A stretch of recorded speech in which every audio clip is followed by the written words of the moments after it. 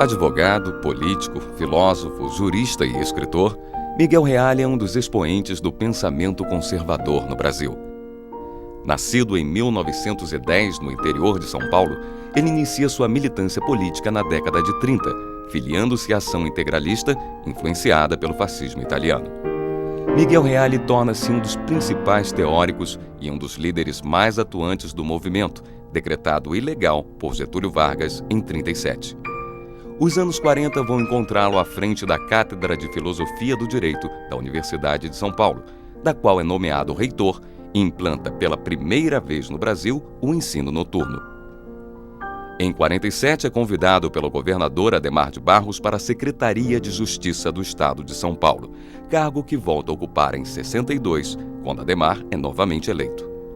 Apoia e articula o golpe de 64 contra o presidente João Goulart, e em 68 é chamado pelo governo a integrar a comissão de juristas encarregada de institucionalizar o movimento militar. No ano seguinte, assume pela segunda vez a reitoria da USP, onde permanece até 73, período em que realiza a reforma universitária. Em 75, toma posse na Academia Brasileira de Letras como reconhecimento a uma extensa obra que inclui livros de direito, filosofia, política e ensaios literários. Aos 92 anos, ainda ativo em seu escritório de advocacia em São Paulo, Miguel Reale lembra que seu interesse pela política foi despertado na adolescência.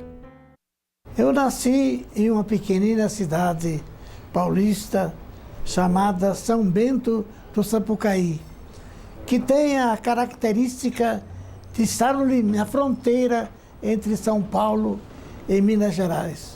De tal maneira que para chegar a ela, eu preciso passar por parte de Minas Gerais. Eu sempre tive interesse e atração pela política. Comecei a perceber isso ainda menino, quando rebentou a Revolução de 24 e já então morava em São Paulo. Porque o fato de ter sido transferido para São Paulo e um acidente sofrido por meu pai levou a morar em São Paulo, herdando, por assim dizer, uma clínica de um seu antigo colega que voltava para a Itália. E quando rebentou a Revolução do Isidoro Dias Lopes, eu tinha 13 para 14 anos e comecei a me interessar pela vida política, até o ponto de fugir de casa para ir ouvir um comício que os revolucionários faziam no Lago do Aroche para convocar voluntários. E fiquei muito espantado quando um orador disse: "Nós vai por esse mundo afora defendendo o Brasil". Eu fiquei impressionado com o mau português e disse: "Com esse não vou". Eu ia estudar medicina, que seria, por assim dizer, seguir a trilha da minha família, porque eu seria talvez o 7º médico da família. Mas à última hora senti que esse não era o meu destino, ao fazer uma visita a um hospital. E resolvi estudar Direito. E estudar Direito na Faculdade de São Paulo, cuja imagem está ali. Estudar Direito na Faculdade de Direito de São Paulo é participar necessariamente da vida política, porquanto a época era na véspera de 1930, por conseguinte, numa fase de transição fundamental para a formação política nacional. Eu era contra o regime antigo do voto de pena e da falta de voto secreto e da verdadeira democracia. De maneira que participei, já como estudante, desta luta pela implantação no Brasil de um sistema jurídico democrático com garantia plena dos direitos. E participei, portanto, da Revolução de 30. E mais tarde, quando o presidente Getúlio Vargas não foi fiel aos compromissos assumidos no plano democrático, e São Paulo assumiu a Revolução Constitucionalista de 32, eu que já estava no segundo ano de Direito, me alistei como voluntário.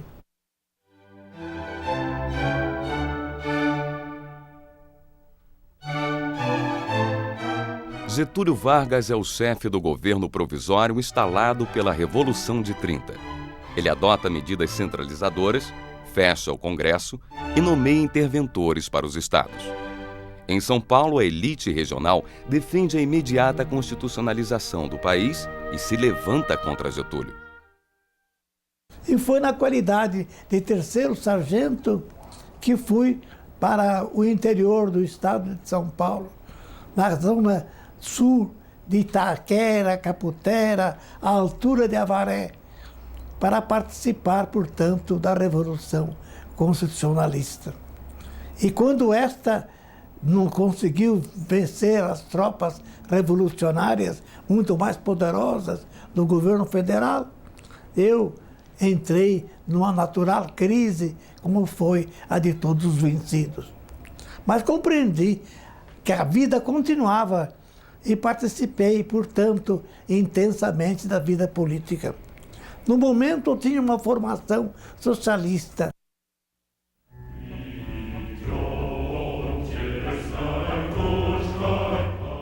Na Europa, os movimentos totalitários ganham força.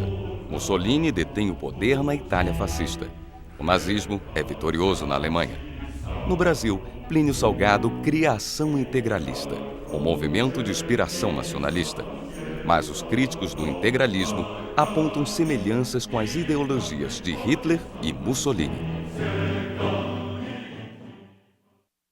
Quando se fala em integralismo no Brasil, se pensa logo em fascismo, o que é uma interpretação errônea e, pelo menos, incompleta. Na realidade, o que nós éramos eram nacionalistas de formação política, visando a instauração de uma nova política no país, que não se contentasse apenas com o problema do voto, mas levasse em consideração, ao lado da democracia, os problemas sociais fundamentais da população. Era uma solução, porém, corporativa. Era um corporativismo nacionalista, mas corporativismo democrático, enquanto que o do fascismo era um corporativismo estatizante. Tinha de influência da Itália, porquanto o integralismo começou em 1932, quando o nazismo ainda pouco significava no mundo e veio a ter influência somente quando o integralismo praticamente estava para findar, porque o integralismo durou apenas 5 anos. A minha ida para o integralismo obedeceu a uma situação de momento, porque naquela época até Churchill tinha admiração por Mussolini e pela obra que ele estava realizando na Itália. Se depois Mussolini se transformou num joguete na mão de Hitler, esse é um outro processo histórico. Naquele momento ele estava realizando algo de significativo para a Itália que tinha saído de uma desordem incomparável. De maneira que todo mundo tem sua razão de ser nas condicionalidades históricas. Razão pela qual Ortega y Gasset diz com muita razão: eu sou eu e a minha circunstância. São as circunstâncias que determinam, muitas vezes, as razões de ser de nosso existir.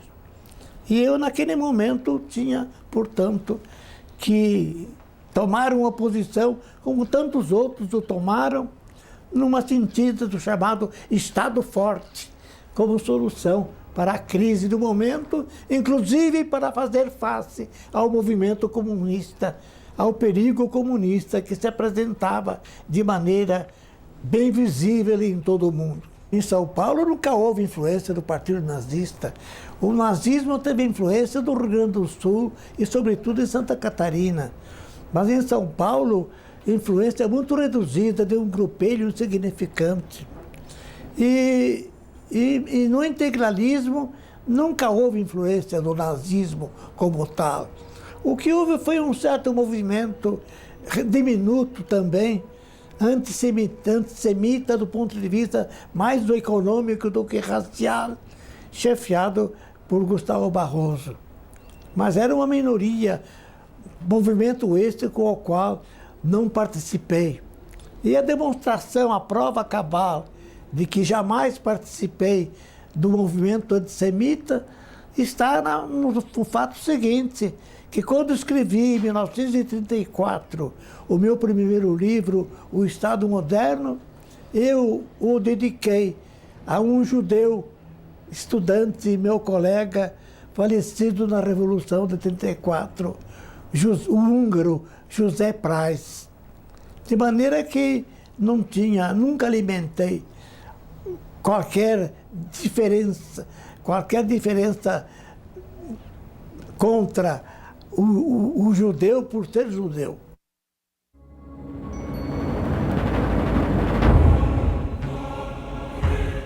Em 1937, Getúlio Vargas extingue os partidos políticos, dissolve o Legislativo e o Judiciário e implanta a ditadura do Estado Novo.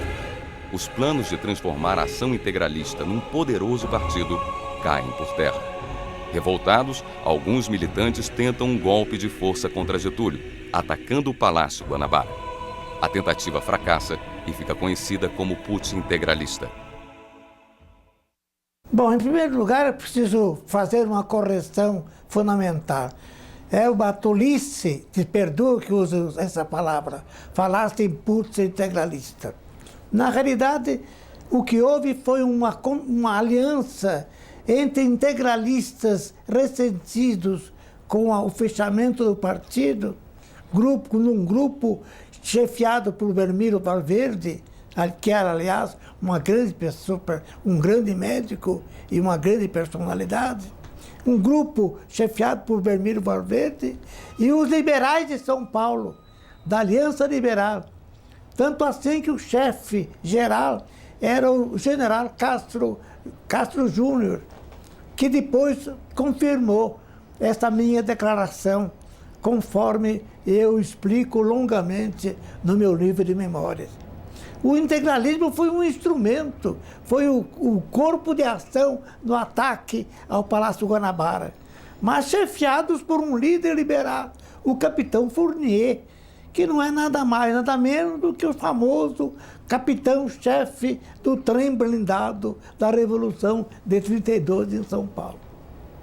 De maneira que essa história está mal contada, como tudo aquilo que a esquerda nacional deforma de maneira intencional. De maneira que, em primeiro lugar, quero dizer isto.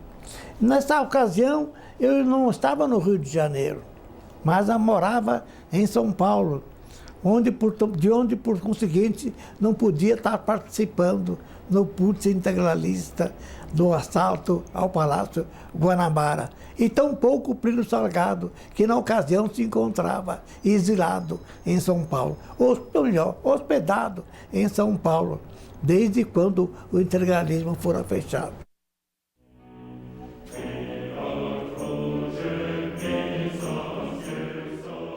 O fundador e único chefe da Ação Integralista em seus 5 anos de existência é o romancista, poeta, político e jornalista Plínio Salgado.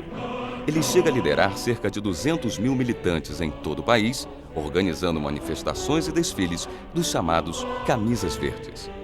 Plínio Salgado impõe a utilização de símbolos como o sigma das braçadeiras e define o lema do movimento integralista: Deus, Pátria e Família.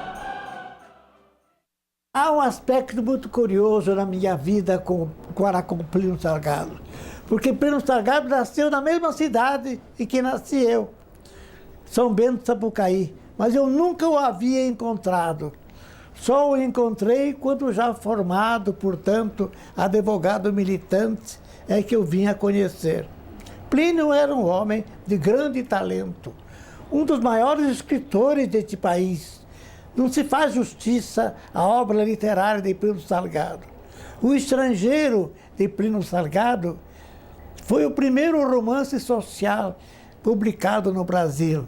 E ele focalizava exatamente o conflito de imigrantes em São Paulo, com o aparecimento de novas ideias tendentes a interpretar o mundo contemporâneo.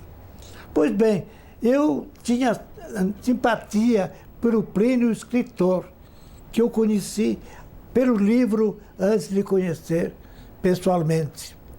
De maneira que Plínio Salgado não pode ser esquecido, antes de mais nada, como um autodidata de genialidade, sem dúvida, incontestável. E ele tinha uma formação filosófica de autodidata, de filosofia política, que ele revelou no seu livro, que merece ser relido e que se chama Psicologia da Revolução. De maneira que foi aí que ele começou a escrever outras obras fundamentais. E se ele não tivesse valor, não teria atraído em torno de si a juventude mais intelectual, mais representativa da época, com jovens como Santiago Dantas, Jeová Motas e os outros nomes que eu acabei de rememorar. E tanto no Brasil, no Rio de São Paulo e no Rio de Janeiro, como também no Recife e em outros, e no Rio Grande do Norte, o grande Luiz Câmara Cascudo. De maneira que é preciso compreender, o integralismo na época reuniu o que havia de mais importante e significativo da juventude do tempo, fazendo face a outros intelectuais que operavam na linha marxista. De maneira que Plínio Salgado basta isto para mostrar que ele era um homem que efetivamente tinha uma personalidade. É claro que ele tinha uma ambição desmedida e pensou que tivesse condições de fazer face numa luta política ao presidente Getúlio Vargas, que, ao contrário, era um homem que não tinha a capacidade intelectual do Plínio Salgado, mas tinha muito mais habilidade política, como demonstrou ao longo de toda a sua prodigiosa existência.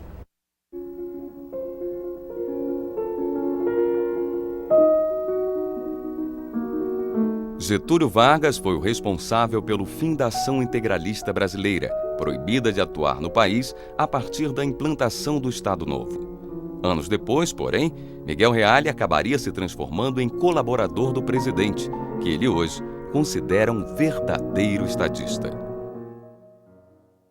Nos últimos anos do movimento integralista, enquanto que Plínio Salgado, de certa maneira, mostrava uma certa reserva para com o presidente Getúlio Vargas, eu achava que o integralismo podia ser uma força auxiliar, não do Estado Novo em si, mas para dar a esse conteúdo que ele não tinha.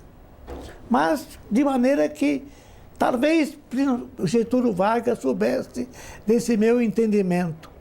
O certo é que os acontecimentos levaram-me a me tornar uma espécie de colaborador de Getúlio Vargas. Getúlio Vargas é uma personalidade que efetivamente merece um estudo muito profundo, porquanto ele é uma figura bem diferente daquela que geralmente é pintada. Ele é apenas apresentado como um homem que dava os seus golpes políticos inteligentes e se apoderava do poder para manter-se nele de maneira mais longa. Mas, na realidade, Getúlio Vargas era um estadista, como demonstrou em várias oportunidades. Eu mesmo tive um episódio que demonstra bem como Getúlio Vargas acompanhava tudo o que acontecia no país. Certa feita, eu fui convidado para ir ao Palácio do Guanabara, ou melhor, para Petrópolis, para onde Getúlio Vargas desejava a minha presença. E chegando lá, Getúlio me convidou para representar o Brasil numa reunião, numa conferência internacional do Direito do Trabalho. Notem bem, uma Conferência Internacional do Direito do Trabalho. Muito embora fosse um cultor também do direito do trabalho, estranhei o convite e Getúlio disse: preciso do senhor, e mais do que isso, preciso que o senhor, ao chegar em Genebra, se inscreva na secção relativa à vida, à agricultura. Foi maior ainda a minha estranheza. Mas disse: quando o senhor chegar lá, o senhor compreenderá a razão dessa escolha. Eu pretendi maiores explicações e ele me respondeu: se o senhor precisasse de maiores explicações, não o teria convidado. Eu chegar a Genebra como um representante, integrando um dos dois representantes do Estado do Brasil na Conferência Internacional do Trabalho, eu obedeci a instrução recebida no sentido de ir para o setor agrário. E verifiquei que nesta área estava sendo programada uma solução altamente prejudicial ao Brasil, e que seria a dispensa do salário mínimo nas plantações. Era a Inglaterra que, após a guerra, ainda pensava poder impor o seu plano de exploração das plantações no seu amplo e já por findar-se país colonial, o Império Colonial. E imediatamente eu me opus a esta solução, porquanto o Brasil teria que, nas plantações de açúcar, de cana, de café, de algodão, de pagar o salário mínimo, enquanto que os seus competidores estariam dele dispensados. Havia, portanto, um desequilíbrio fundamental. Vejam bem como o presidente Getúlio Vargas estava a par de coisas dessa natureza, mostrando a atitude com a qual ele acompanhava os acontecimentos nacionais. E eu, felizmente, tive um êxito favorável, fazendo prevalecer o ponto de vista brasileiro, por uma votação em plenário, por quanto fora vencido no seio da comissão. De maneira que eu lembro esse episódio não para enaltecer uma atitude minha, mas para mostrar até que ponto o presidente Getúlio Vargas acompanhava os acontecimentos nacionais. E ele revelou. Agora, o Estado Novo era uma continuidade da tradição positivista do Rio Grande do Sul. Geralmente, quando se fala no Estado Novo, mais uma vez surge a comparação com o fascismo italiano, com a Carta del Lavoro como inspiradora da nossa legislação trabalhista, o que até certo ponto é verdade. Mas, na realidade, Getúlio Vargas era um positivista, era um adepto, até certo ponto, da visão da teoria política de Augusto Conte, para quem o poder executivo é o poder máximo e fundamental, sendo o poder legislativo apenas de natureza fiscalizadora. Daí o desprezo que o Getúlio sempre manifestou para com o parlamento e a força que ele dava ao exercício do poder presidencial. De maneira que eu considero o Getúlio um homem de grande força, grande capacidade política e que soube ver alguns problemas fundamentais do Brasil.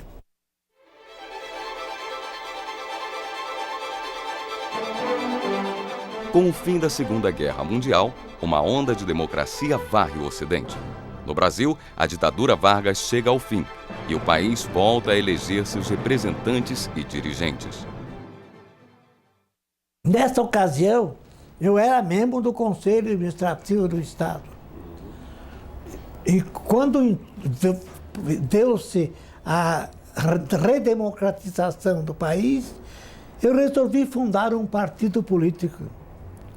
E o fiz ao lado de um grande político democrata de São Paulo, Marrém Júnior, que tinha sido um dos líderes do Partido Democrático, que foi o partido que veio fazer a luta contra o Partido Republicano antes de 30. O partido que eu fundei com Marrei Júnior chamava-se Partido Popular Sindicalista, PSP. E nós conseguimos alguns aliados, como por exemplo na Bahia ou no Ceará.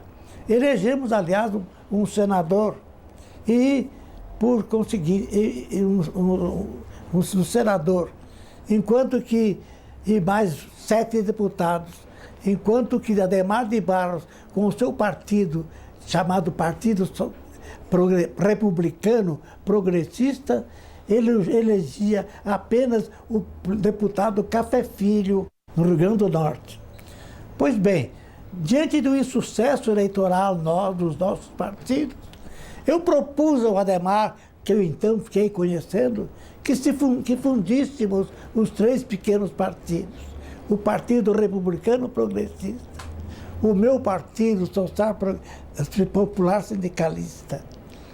O popular sindicalismo revela bem a minha tendência sempre no sentido da problemática social. E o Partido Agrário do Mário Rolim Teles. E da fusão desses 3 partidos é que surgiu o Partido Social Progressista, PSP, presidido por Adhemar de Barros e que tinha como vice-presidente o Café Filho e, em terceiro lugar, quem está falando neste momento. De maneira que a minha vida política tomou outro rumo, que foi o do social-progressismo. O que me ia levar, logo depois, a exercer o cargo, quando o Adhemar ganhou a eleição para governador de São Paulo, a ser secretário de Justiça em 1947.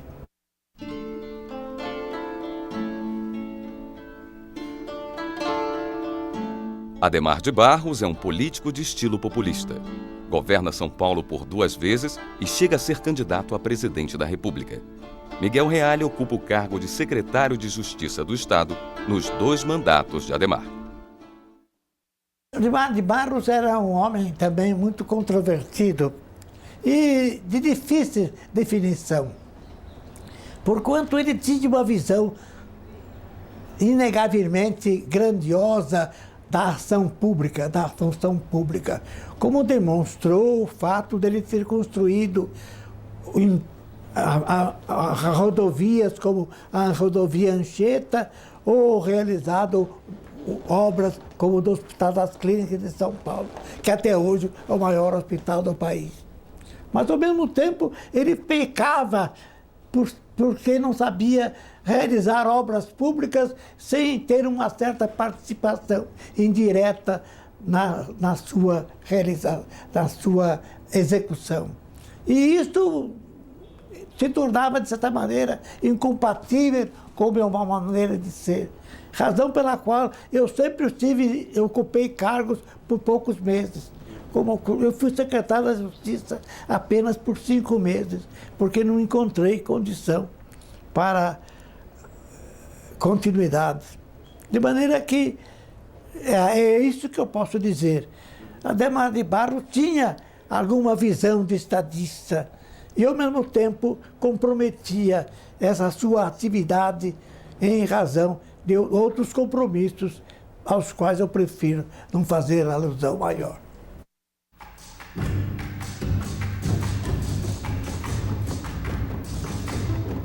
Jânio Quadros é eleito presidente da República com uma votação consagradora, mas renuncia após 7 meses de mandato, deixando o país em crise. Os militares só aceitam a posse do vice João Goulart, com a introdução do sistema de governo parlamentarista. O que houve, na realidade, com a renúncia do presidente Jânio Quadros, foi deixar o país em um estado de absoluta perplexidade. E quando subiu ao poder o João Goulart, inegavelmente esse não estava preparado para aquela missão. A solução dada naquele momento de um parlamentarismo que eu chamei de parlamentarismo brasileiro, talvez fosse uma solução adequada. Se tivesse, por exemplo, tido êxito a candidatura de Santiago Dantas. Se a candidatura de Santiago Dantas tivesse tido êxito, o cenário nacional teria mudado profundamente.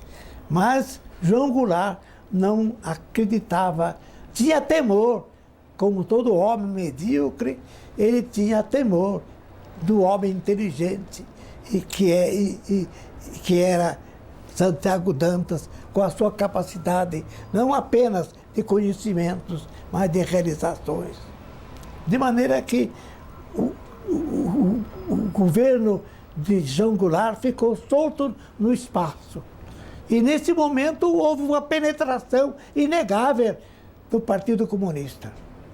Eu me lembro de um artigo do Luiz Carlos Prestes, na Folha de São Paulo, focalizando a situação do governo de João Goulart, e dizia: o comunismo não está no poder, mas está perto dele. Ou está não perto dele, está ao lado dele. Para mostrar, portanto, como o comunismo tinha uma vinculação poderosa, havendo uma possibilidade de um golpe à maneira cubana no Brasil. E então, houve uma reação. Essa reação não foi militar, inicialmente. E nisso que está o grande erro na colocação do problema de 64.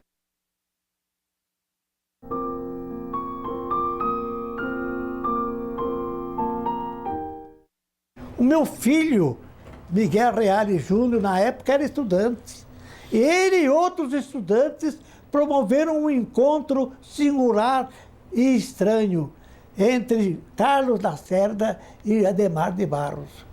Dois inimigos e adversários que se encontraram diante do perigo e do risco do Partido Comunista.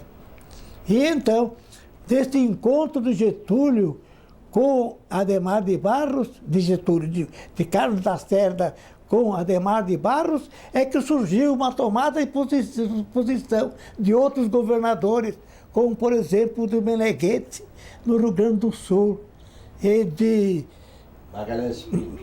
Magalhães Pinto veio depois, e no Paraná. Ney Braga, no Paraná.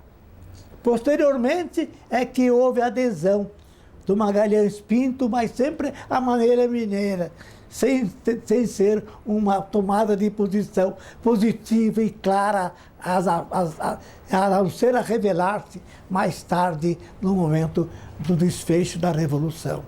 E aí é que aparece essa figura que se leva tão pouco em conta, a do general Mourão. Fala-se no movimento militar, pensando-se no Costa e Silva, quando quem desencadeou, na realidade, o movimento foi o general Mourão, que era o comandante da região militar de Juiz de Fora. O Mourão quem era? Mourão era o antigo integralista. Era um dos componentes daqueles jovens que formavam em torno de Primo Salgado. E depois, conversando com o Mourão, ele me disse: estava eu fumando o meu cachimbo, quando a minha mulher me diz: mas como é, Mourão, você não vai ouvir o presidente da República que vai visitar os marinheiros?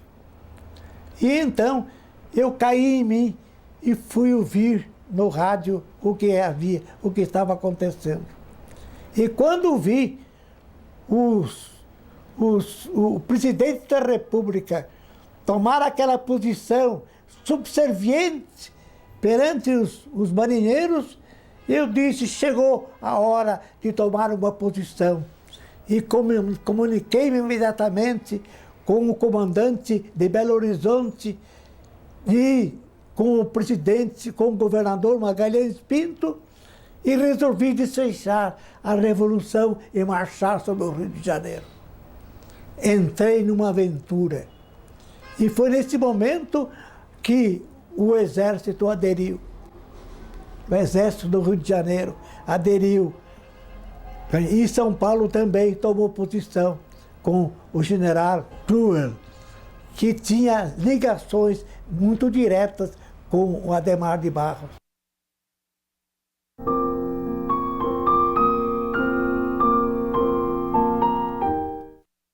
Quando se fala do movimento militar, é preciso ter todo o cenário presente e não apenas pensar naquele desfecho final que foi a nomeação do general Costa e Silva para uma junta militar na qual ele era o chefe e a imposição que ele fez do ato adicional. Costa e Silva, até aquele momento, não havia participado em nada que tivesse relevância e alto significado. Durante todo o tempo em que conspirei, notem bem, durante todo o tempo em que conspirei ao lado de Carlos Lacerda, de Adhemar de Barros e dos demais nomes que lembrei, jamais tive oportunidade de ouvir qualquer referência a Costa e Silva. E ele foi nomeado chefe da manhã, porque era a patente mais alta que estava no Rio de Janeiro. Mas uma vez nomeado para a chefia, ele se revelou um homem de capacidade decisória extraordinária, porquanto entendeu que devia tomar uma posição clara e definida, dando um rumo diferente àquele que deveria ser um processo democrático, na visão de Adhemar de Barros e de Carlos Lacerda e dos demais, tomou um rumo de natureza militar.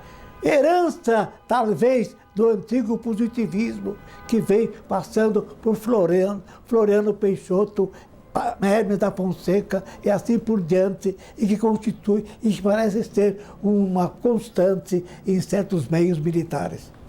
E então, Costa e Silva apelou para o Carlos Medeiros, o jurista, para que fizesse um ato, que resolvesse a situação. E Carlos Medeiros se lembrou de Francisco Campos, que é uma luz que sempre se acende quando há curto-circuito na democracia. Ou melhor, é uma luz que sempre se acende, e paradoxalmente, quando há curto-circuito na democracia. E Francisco Campos concebeu o ato institucional, que não era numerado, porquanto iria ter a duração apenas de 6 meses, para a escolha de um chefe militar e restabelecer o processo democrático. 6 meses ou pouco mais do que isso, não tem bem presença aqui. Mas quando foi escolhido o general Castelo Branco para ser o primeiro presidente militar, infelizmente o Castelo Branco deu continuidade ao ato institucional, baixando o ato institucional número 2. E o 2 trouxe como consequência o 3, e o 3 o 4, e finalmente apareceu o tremendo ato institucional número 5, que consolidou por tantos anos uma solução antidemocrática. De maneira que talvez eu esteja aqui revelando alguma coisa que não seja do conhecimento comum, mas que representa a verdade histórica, tal como ela foi pessoalmente vivida por mim. Castelo Branco era, paradoxalmente, um democrata inegável, mas que praticou atos antidemocráticos também, por sua vez, incontestáveis. Mas ele se arrependeu de ter baixado o ato institucional número 2, e que poderia levar a uma continuidade de regime de exceção.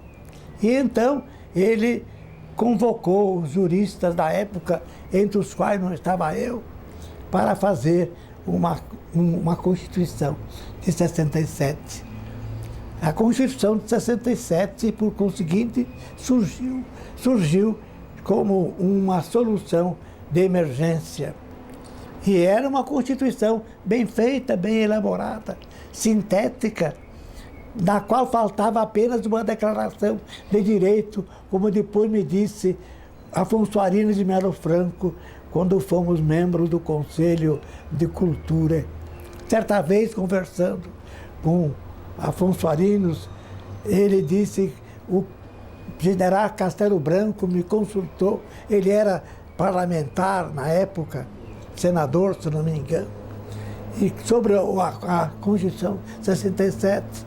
E ele, Afonso Arinos, disse que nada tinha a observar, a não ser que faltava uma declaração fundamental de direitos, que foi às pressas escrita para compor a Constituição de 67. E depois deu-se o drama do Castelo Branco na escolha do seu sucessor, indo o presidente Costa e Silva. Foi com o Costa e Silva que eu tive relacionamento para a revisão, para restabelecer a Constituição de 67, ou melhor, para rever a Constituição de 67. Por que razão isso? Porque Costa e Silva, apesar do seu sentido duro, apesar da sua orientação, por assim dizer, de natureza autoritária, ele queria pôr termo ao AI-5. Ele queria pôr termo ao AI-5 que havia sido baixado por ele. E então convidou um grupo de juristas para compor uma comissão. Comissão esta presidida pelo vice-presidente da República, Pedro Aleixo. E então é que foi feito um projeto de Constituição, para o qual eu fiz uma proposta, é que o ato institucional podia a qualquer tempo ser revogado por decreto do presidente da República, restabelecendo-se o regime democrático.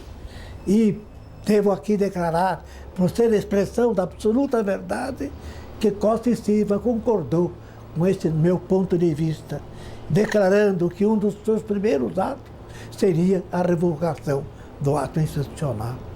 Infelizmente, ele foi acometido de um mal súbito e a sua morte veio alterar completamente o rumo dos acontecimentos. Porque com a morte súbita de Costa e Silva, o nosso projeto de Constituição ficou prejudicado. E aquele capítulo especial de revogação desapareceu para o ato institucional continuar em vigor durante tanto tempo.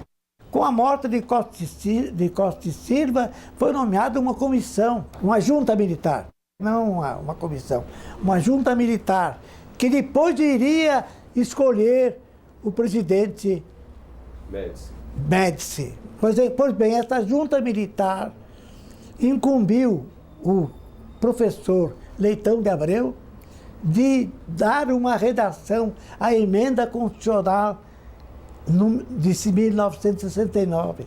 É chamada Constituição de 69. E, naturalmente, eliminando toda aquela parte que havia sido desejada por Costa e Silva no sentido de eliminar o governo de exceção. E, ao contrário, daí veio a Constituição de 69, que aproveitou em parte o nosso trabalho, menos aquela parte que punha termo ao regime de exceção. Compreendem? Esse ponto é muito importante para compreender-se o acontecimento futuro. Depois veio o presidente Médici, que é considerado o presidente responsável por todos os atos de violência e os maiores atos de violência.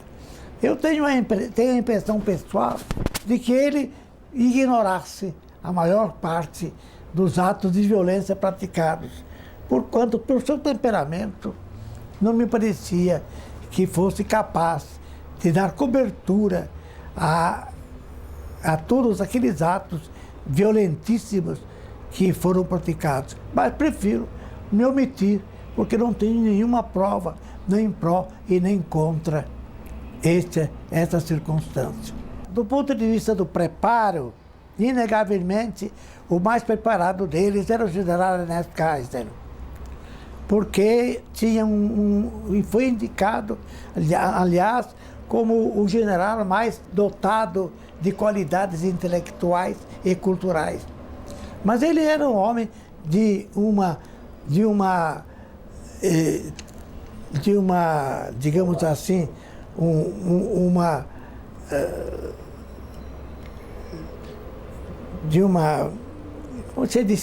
seria difícil de caracterizar. Autocrata. De um espírito muito violento. E autocrata. A palavra talvez mais ajustada a ele seria essa, a de um autocrata. No sentido de querer impor sempre a sua vontade, como ele o demonstrou quando, por ocasião, em 1977, quando ele quis fazer a reforma do Poder Judiciário, e esta foi recusada pela Câmara dos Deputados. Incontinente, ele decretou o recesso parlamentar e impôs, por emenda constitucional, a reforma por ele desejada. De maneira que era um homem que não compreendia determinadas atitudes. E aqui lembro um ato pessoal, um fato pessoal, que demonstra bem a natureza do seu espírito. Ele me convidou, como já o fizera o presidente Costa e Silva, para ser membro do Supremo Tribunal Federal. Mas eu confesso, jamais tive a vocação para juiz, ainda que da Suprema Corte. E declarei que tinha compromissos de ordem filosófica com o Instituto Brasileiro de Filosofia, que havia fundado e do qual era presidente, e com o compromisso do meu pensamento, com a minha vocação verdadeira de jurista e de filósofo. E enquanto que Costa e Silva o compreendeu e nada disse, ele, de certa maneira, respondeu: há certos cargos que quem é patriota não pode recusar. E eu respondi: cabe a cada um saber o que consiste o patriotismo. De maneira que, vejam bem, o tipo de homem com o qual nós estamos, ao qual nós estamos nos referindo.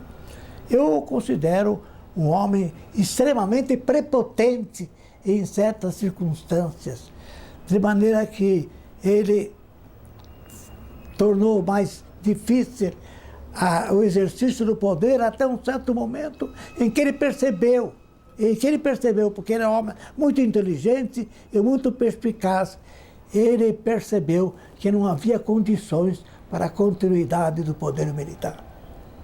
E daí é que ele passou a uma solução que foi a escolha do general Figueiredo, que iria dar mais abertura. O senhor colaborou na redação de alguns atos institucionais? Não, nunca tive participação em nenhum ato. Felizmente, nunca tive participação na redação de nenhum ato institucional.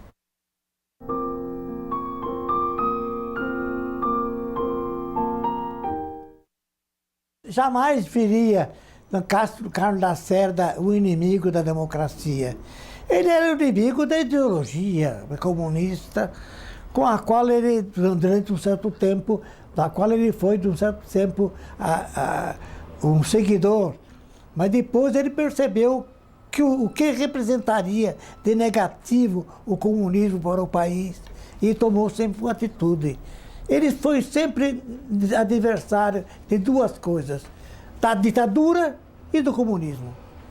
Como poder classificá-lo como antidemocrata? Porque ele pregou o regime. Essa pintura do Carlos Lacerda como antidemocrata só pode ser mais uma criação do esquerdismo nacional, que às vezes se diverte em inverter os valores históricos. A Revolução de 64, antes de mais nada, foi uma revolução de governadores, que acabou sendo uma revolução de generais. E E nós percebemos diante das circunstâncias de força. Aos poucos, os governadores perceberam que o seu poder constitucional não podia fazer face à decisão militar tomada à sua revelia. Não, foi um fato consumado. Um fato consumado, puro e simples, que ninguém, diante do qual não havia como tomar posição. Eu me lembro quando o Odemar de Barros voltou do famoso encontro dos governadores com o general Costa e Silva, quando este declarou: está terminada a sessão, os senhores podem voltar para os seus lugares e continuar nas suas atuações, porquanto cabe a nós, e tão somente a nós, a decisão suprema. Foi nessa ocasião, que se deu o conflito entre Carlos de Lacerda, que foi o único que protestou e saiu como que expulso da reunião. O Juscelino Kubitschek era o homem que teve a compreensão de qual seria a democracia possível no país. E isso lhe valeu muito, porquanto ele atuou sempre aceitando uma aposta, a aposta do bom vencedor. E então, eu acho que ele teve uma mineirice de grande êxito. O mineirismo é uma qualidade rara que deve ser posta em evidência. E, inegavelmente, Juscelino soube tirar proveito dessa sua confiança que inspirava. Ele inspirava muita confiança na nação e soube, com isto, realizar uma obra extraordinária que, infelizmente, não teve continuador. Tancredo Neves, eu não tive também maior contato com o Neves, porque eu residido em São Paulo e perdido nos meus estudos filosóficos na última fase da minha existência, eu não tive contato, a não ser com Tancredo Neves, a não ser naquele momento em que ele afrontou a candidatura perante o colégio eleitoral. Naquela ocasião, eu examinei como jurista, e esse eu considero um dos momentos culminantes da minha vida como constitucionalista. Eu examinei os poderes do colégio eleitoral e sustentei a tese de que o poder de incompatibilidade não se projetava. Quer dizer, ou seja, que, se me lembro a matéria, que é um pouco... Era a fidelidade partidária. A fidelidade. Isso, o voto, exato. Que o voto, que a obrigação da fidelidade partidária não atingiu com o colégio eleitoral. Que a fidelidade partidária era constitucionalmente válida apenas no seio do Congresso. E não se estendia ao colégio eleitoral, que tinha outra natureza jurídica. Razão pela qual eu recebi de Tancredo Neves um telegrama que eu guardo com muito carinho, agradecendo essa tomada de posição que foi decisiva para a sua eleição.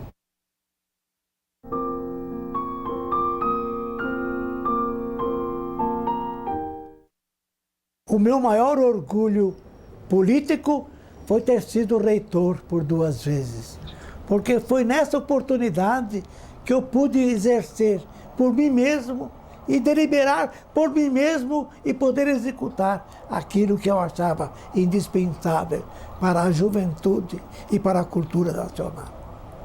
De maneira que eu me orgulho de ser sido reitor em 1949, quando implantei o ensino noturno em São Paulo pela primeira vez e com repercussão em todo o país, quando criei os campos universitários no interior do estado e não ficando tudo concentrado na capital, Quando criei, por exemplo, a Faculdade de Medicina de Ribeirão Preto, queria se transformar num dos centros científicos mais importantes do país.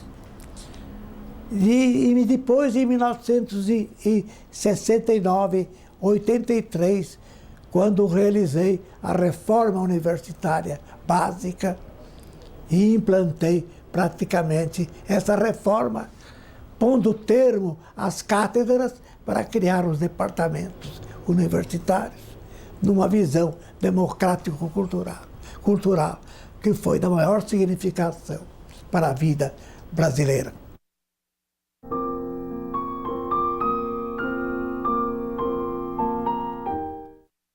A Constituição de 88 foi uma grande ilusão democrática, dando um passo, pretendendo transformar em democracia algo só pelo fato de ser declarado pelo Congresso.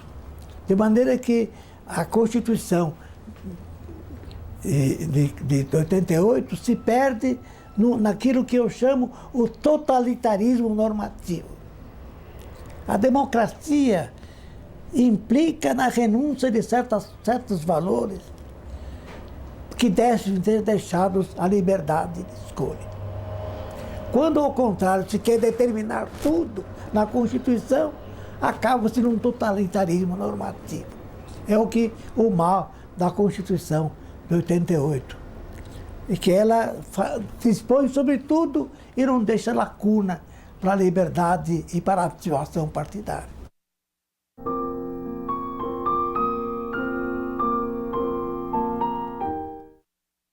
Eu sou hoje o segundo acadêmico mais antigo do que eu, somente Josué Montello, que entrou há muitos anos antes da minha entrada, que foi em 75. Mas depois de 75, não houve acadêmico mais antigo. Eu sou o segundo depois da morte de Barbosa Lima, eu sou o segundo. Não em idade, mas antiguidade, na entrada na academia. A academia é algo de substancial na vida brasileira. Eu compreendo o interesse que há quando surge uma vaga na academia, porquanto nela se pode realizar um destino. Tanto se pode passar a academia em branca nuvem, como nela realizar algo de significativo para o país. Eu tenho consciência que, como acadêmico, apesar de não poder ter participado pessoalmente, semanalmente, às reuniões da academia, continuei assumindo uma responsabilidade. A responsabilidade de pôr o Brasil em um diálogo universal.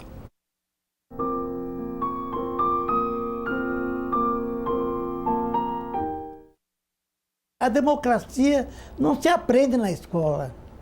A democracia se aprende praticando-a na vida concreta eleitoral. Não há como educar um povo a não ser no processo democrático.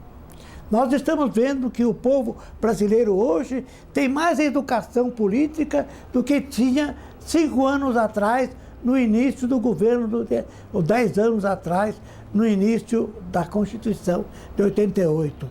É que o processo democrático, por si mesmo, é a maior escola de formação política, sobretudo agora com o rádio e a televisão. De maneira que o grande erro dele é que ninguém aprende a nadar, como dizia Hegel, com muita razão, ninguém aprende a nadar lendo um tratado de natação e sem ter a coragem de se lançar à água.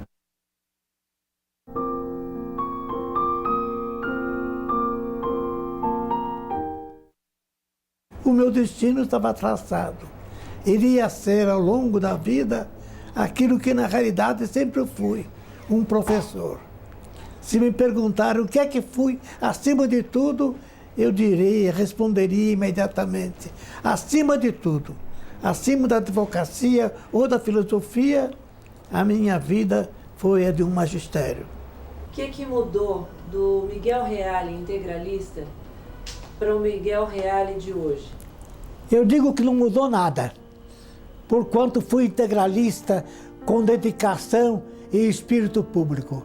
E essa dedicação e espírito público nunca me abandonou.